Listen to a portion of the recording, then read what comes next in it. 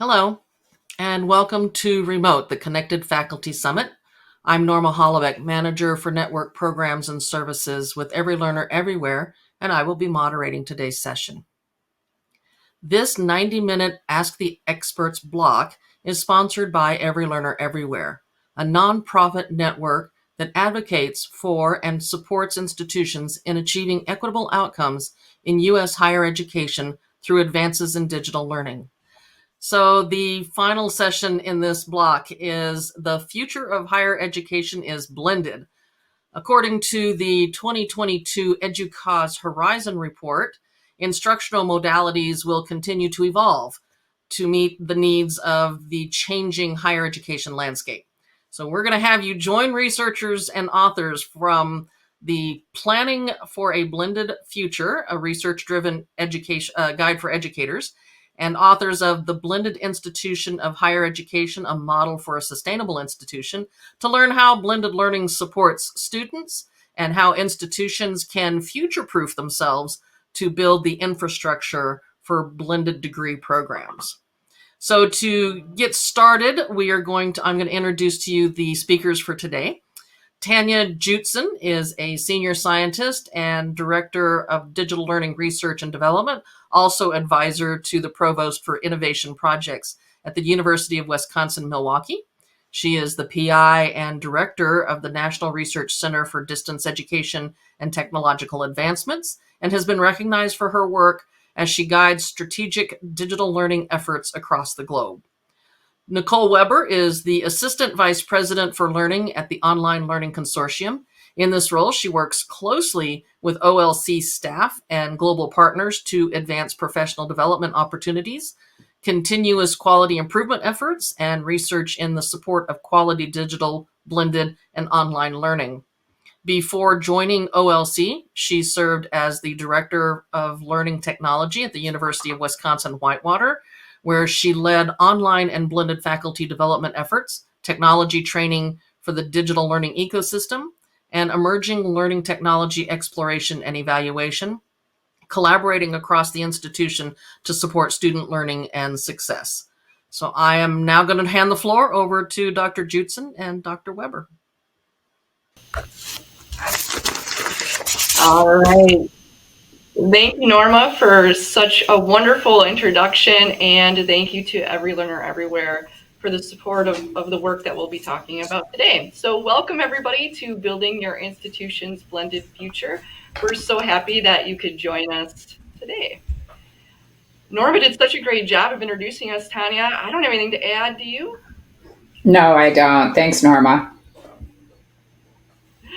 All right, fantastic. So Tanya and I are really excited to share the wonderful resources that we've worked on together, as well as share our thoughts about blended institutions today.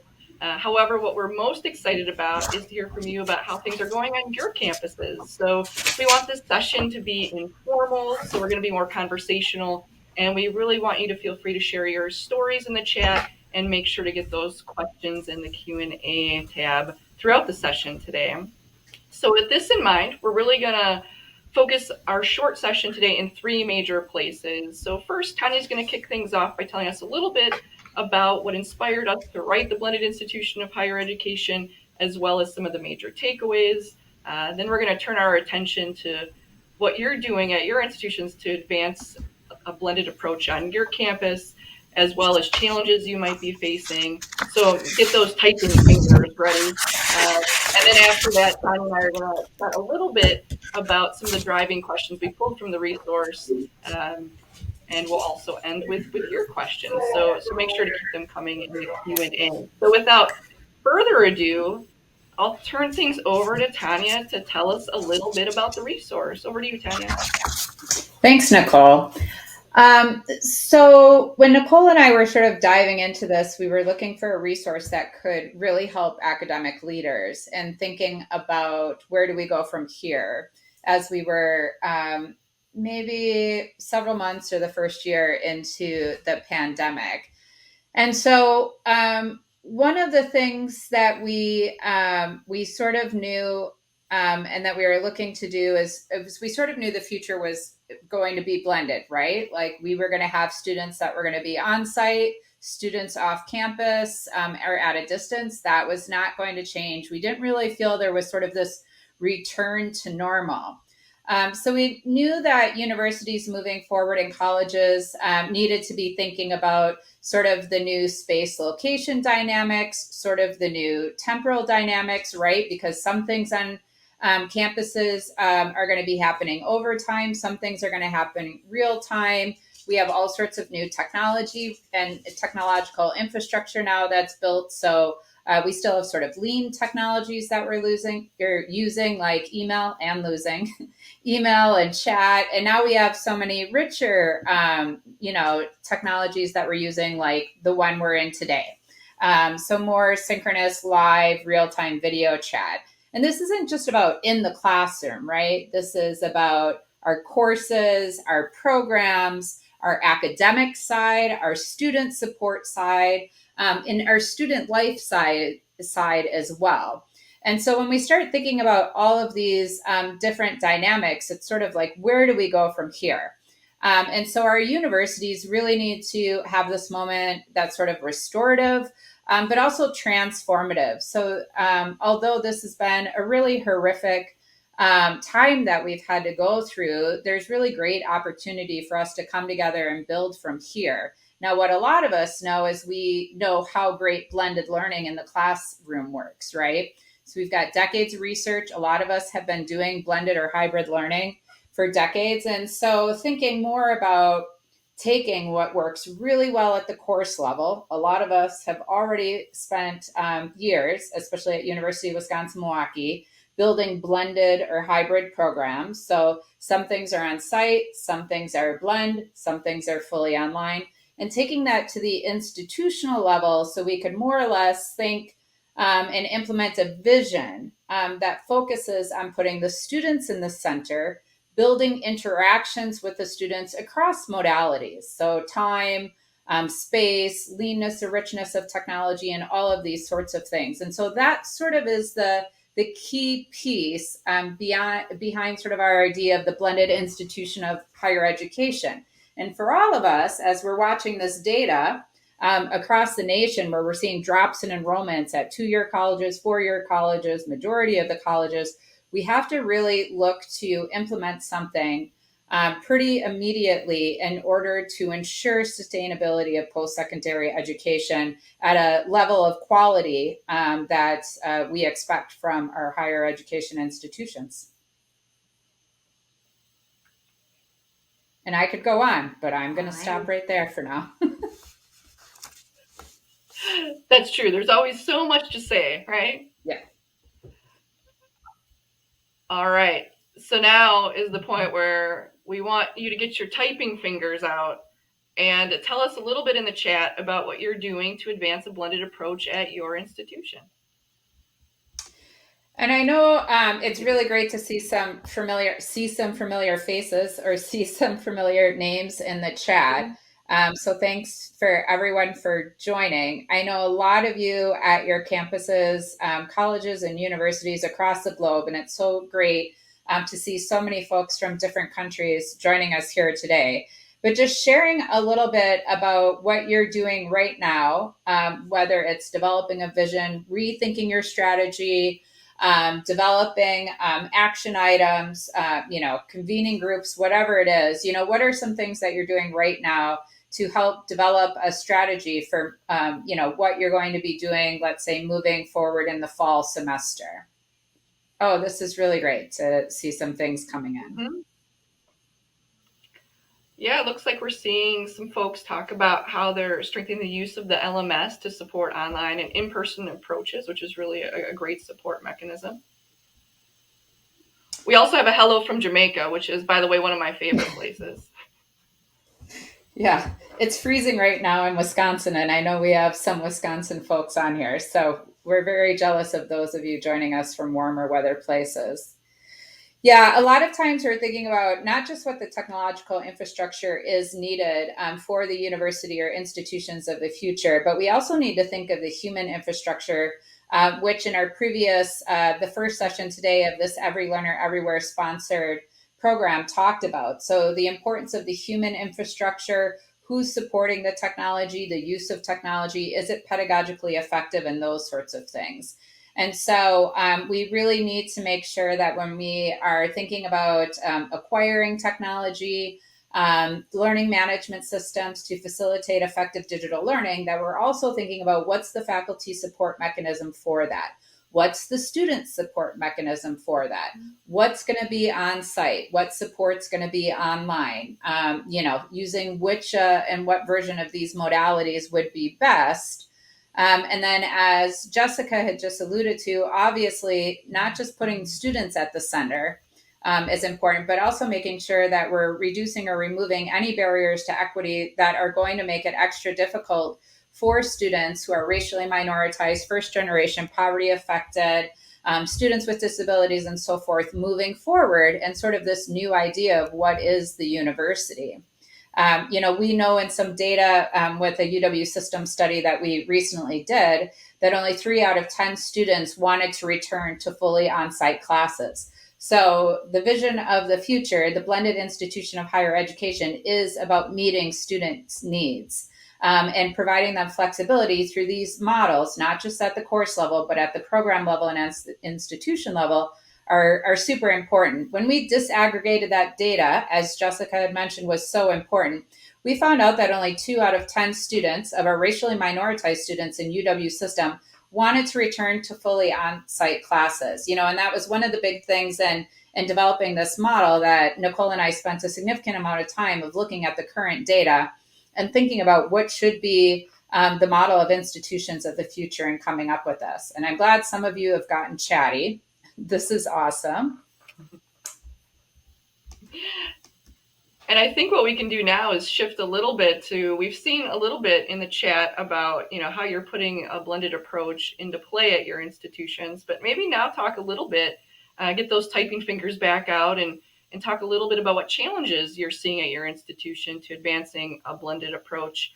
And while you do that, I'll just kind of expand on something Tanya said a little bit earlier about, I think, a challenge that we're really hearing from institutions across the United States in particular is around this explosion of modalities coming into institutions, and making sure that we're really telling students what that means for them, especially in our course, in our registration systems and things like that, for sure. Yeah, and I just want to jump in too as well, and we can share that with you.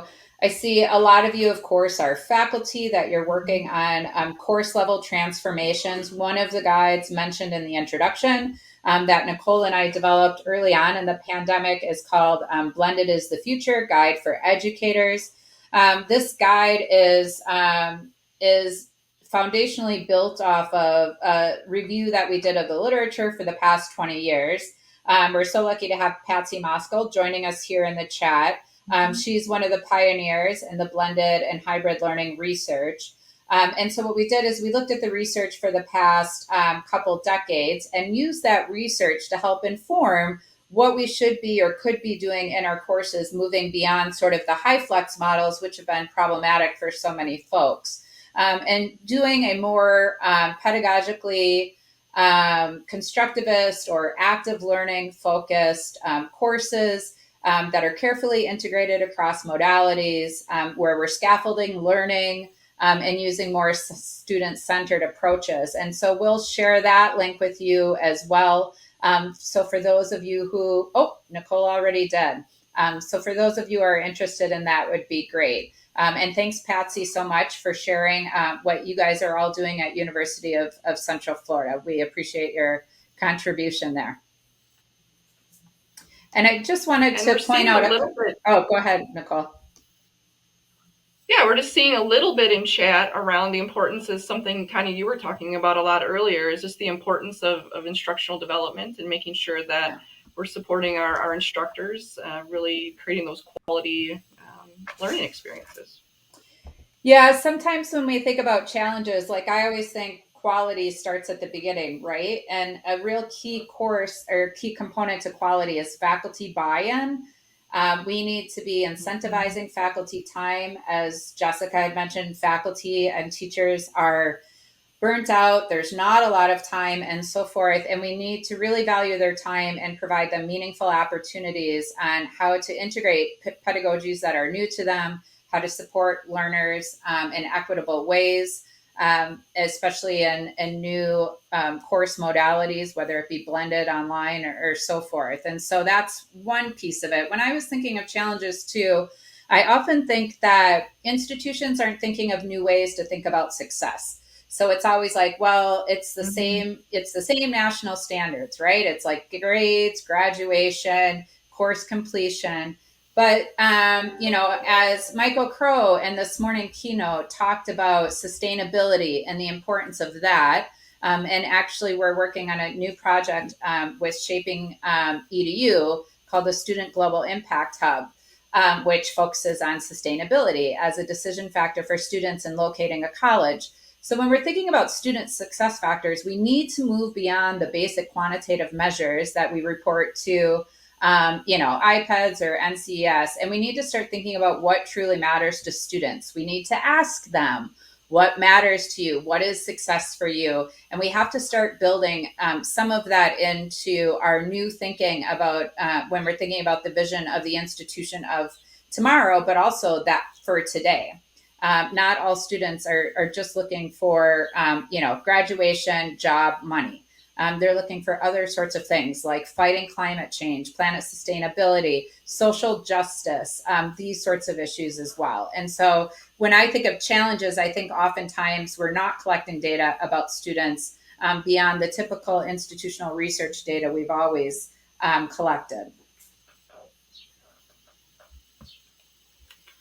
Yeah, that's just such a great point, Tanya. And I know we have a short session today, so we're going to head over to some considerations for a blended future and jump things off with kind of this first question around how might institutions get started in building their blended institutional approach? What do you think, Tanya? I probably just gave this away because I was talking so much about data and talking to your students. But I think one of the things that we tend to do in times of change, not that I've experienced a global pandemic before, but we definitely were planning for one with bird flu in 2009. But one of the things we always have in times of change is, as we tend to put together, right, an executive committee at the university level, a group of us come together and we sort of start doing some strategic planning and brainstorming. Maybe we'll bring in a couple other groups at some point. But I think what we really need to do to get started is we need to do exactly what I was just talking about. We need to start talking to our students. So we need to start collecting data from our students. We need to ask them those sorts of questions about mode preference. We need to better understand what's going on in a student's life in the middle of a global pandemic, because students are dropping out, 5 to 10% lower enrollments than we've seen in the past, depending on whether you're talking about a 2 or a 4 year. The word is we're going to continue to see decrease in enrollments. This is problematic, not just for the bottom line of universities. This is problematic for our society. And so we really need to take steps to better understand who are students of today, not just the traditional age students, but all of our students, and how we can design organizations and institutions to better meet their needs. Yeah, I think that's so important, Tanya, because I think one of the things that can happen at an institution is we'll start those committees or those task force or those groups, and we'll say, oh yeah, let's bring in a student representative, right? And it's just easy to bring in somebody from the governance group, but right, that's not representative of the entire student population, or have really diverse perspectives there. So I think the diversity of perspectives is truly important there. And I see Kristen from the earlier panel had asked a little bit about how do we differentiate hybrid and blended. At my institution, we were calling it hybrid learning up until 2008. And then we started calling it blended learning because of a foundational initiative and a grant project in which we were involved in. But hybrid and blended are pretty much the same. A percentage of the learning activities are taking place online or remotely. rather than face-to-face. I think some of us are very familiar with the Allens and Siemens work and their definitions. Our campus is a little bit different because unless it's 100% online, we don't call it a fully online class. I know some universities, it's 80% or greater, will then call it online. And so we do tackle definitions a bit in our planning for the Blended Future Guide. So all of you can definitely revert to that as well. Years ago, OLC asked me to lead a session on defining things. And it was like, what is blended, hybrid? At the time, flipped was becoming really popular. HyFlex isn't new. It actually has been around for almost 20 years. And so it was great to have this session. And what we really found out is that they're all pretty much the same thing.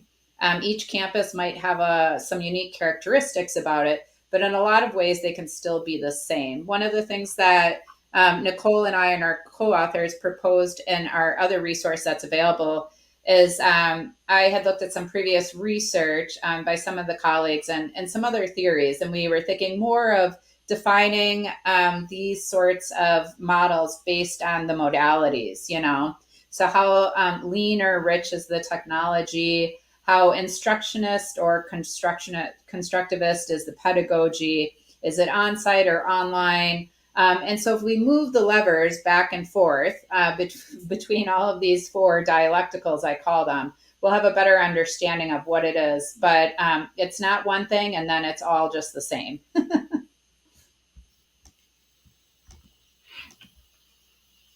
Yeah, that's very true. All right. So what do you think about creating a culture that focuses more on diversity, equity, inclusion? How do we do that, Tanya? What do we talk about in the resource? Yeah, and it's interesting too because you have a little digital divide here, or a little question about the digital divide. It sort of overlaps here.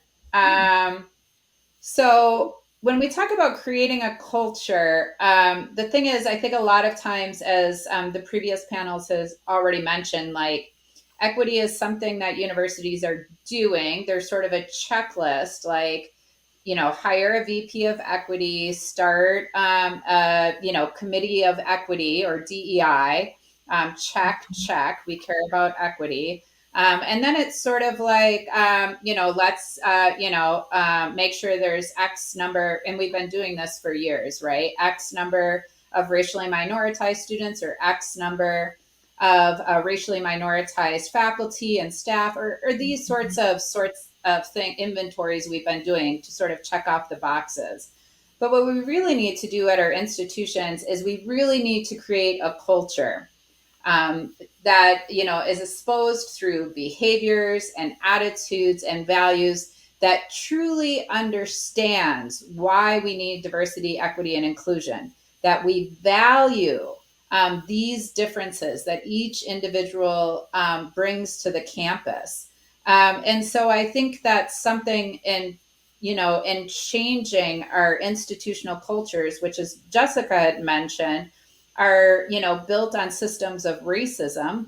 And so we need to change that culture, and we need to truly start embracing differences. Now, we've seen this in academics already, right?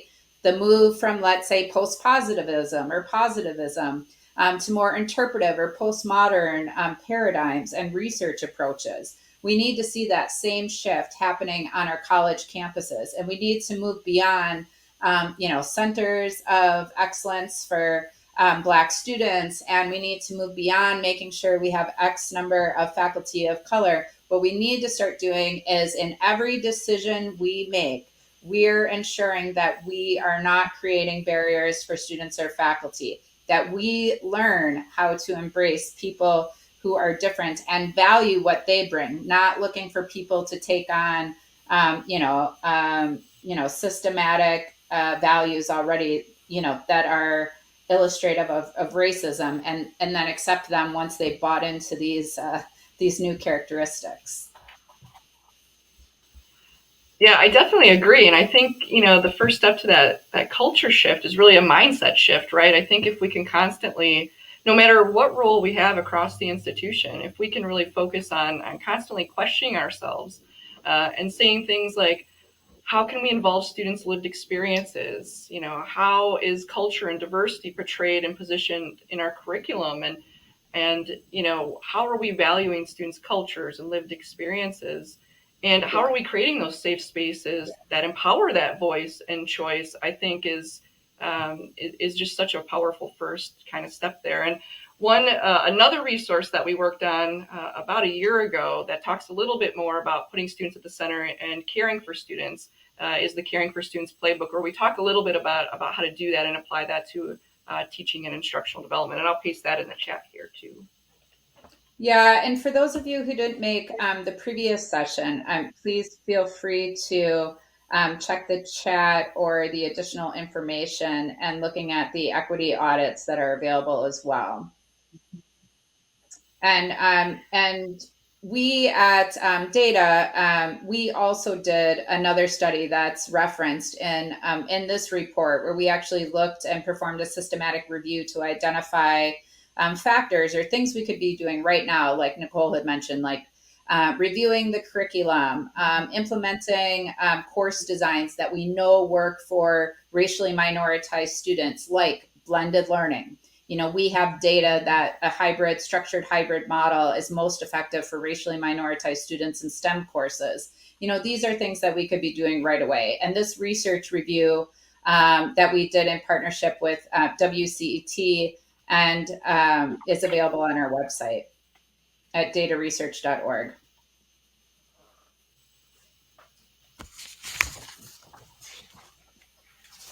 All right.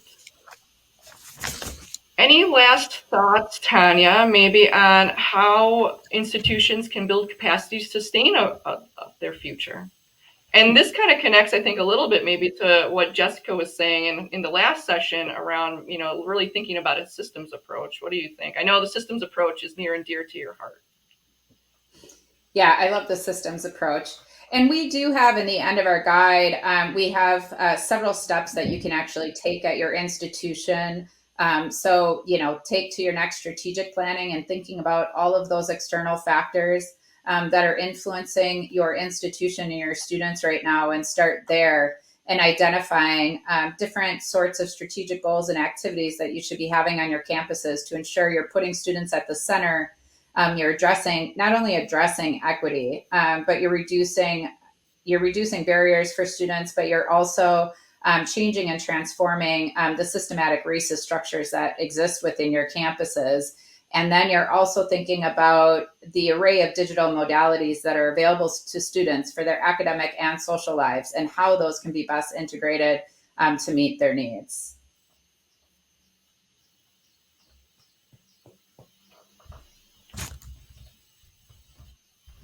All right, Tanya, did we see any other questions there?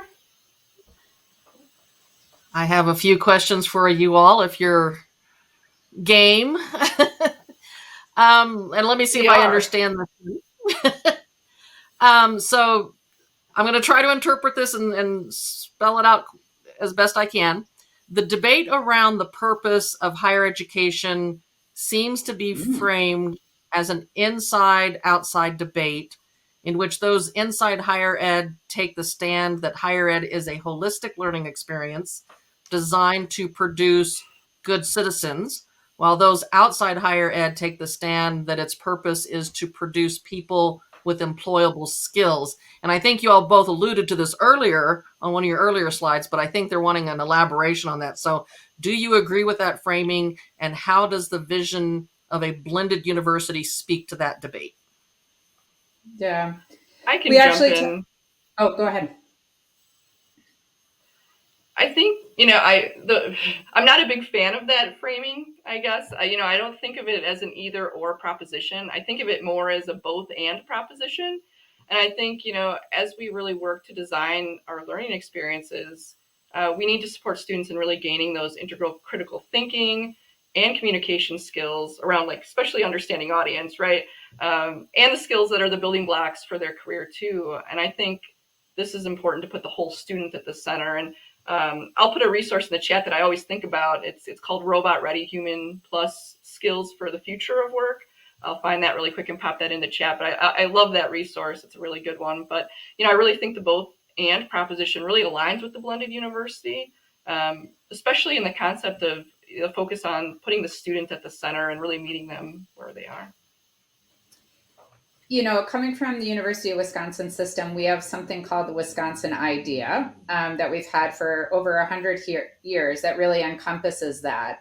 And a key point of that is, yes, we are making sure that our students have the competencies, the knowledge, skills, and abilities in order to seek employment, to move beyond their circumstance. But we also want to ensure that graduates of UW system are also contributing to our government, to our regions, to our industries, and so forth. And so I think that sometimes, as Nicole said, it's an either or, and that's not it at all. I think we want to make sure both. And we do talk about this in our guide as well, and refer to some of the new workforce development initiatives and research. So that brings us to the end of this session. Thank you, Dr. Joosten. Thank you, Dr. Weber. Thank you to everyone who joined us for this session today. You can access all the resources mentioned for all three of these sessions at the Every Learner Everywhere booth or at our website. And thank you very much for joining us today. The sessions may be over, but you can still mix and mingle with other attendees in the networking lounges. We encourage you to participate in the themed networking chats that align with today's topics, or head over to the exhibit hall to download valuable resources from our sponsors. So have a wonderful day and looking forward to tomorrow.